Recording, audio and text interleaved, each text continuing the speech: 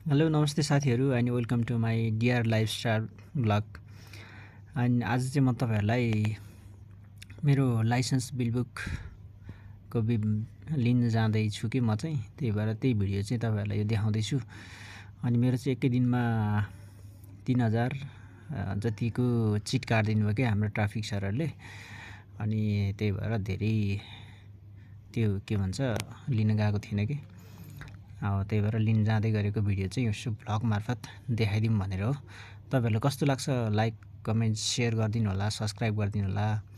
यस्तै नयाँ नयाँ भिडियोहरू हेर्नको लागि चाहिँ लाइक कमेन्ट सेयर गरौँ, सब्सक्राइब गरिदिनु होला, सपोर्ट गरिदिनु होला भन्न चाहन्छु है त। अब यो चाहिँ म अब सर बाइकमा जाँदैछु होइन, डकुमेन्ट लिन चाहिँ जाँदैछु। किनभने म चाहिँ यता यसो साथीभाइको रिकमेन्डेसनमा पार्ट टाइम चाहिँ पठाउ इन ड्राइभ गरिरहेको थिएँ कि।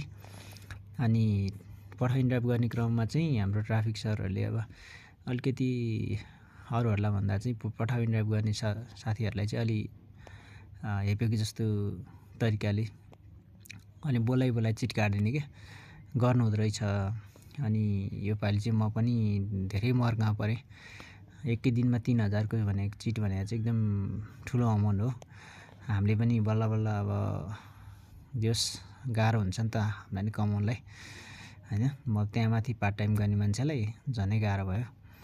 अब तर यस्तो मर्का चाहिँ अरू साथीहरूलाई पनि परेको छ होला। त्यसैले अब होइन सबैजनाले चाहिँ दुःख गर्ने भनेको आफ्नो आफ्नो बाध्यताले गर्दा हो। राइडरहरूले पनि अब राइडर साथीहरूले पनि ट्राफिक नियम त पालन गर्नुपर्छ र गरिरहेको पनि देखेको छु मैले। तर अलिकति अब हाम्रो काम नै बाटोमा बसेर अब राइडहरू लिनुपर्ने अनि कस्टमरहरू लानुपर्ने भएकोले कतिपय अवस्थामा फोनमा बोलिएको अवस्थाहरू हुन्छ होइन। अनि त्यो पहेँलो लाइनभन्दा बाहिर बसेको अवस्थामा त उहाँहरूले त्यस्तो चिटहरू नकाट्नुपर्ने हो। त्यस्तो अवस्थामा पनि म पनि धेरै परेको छु के।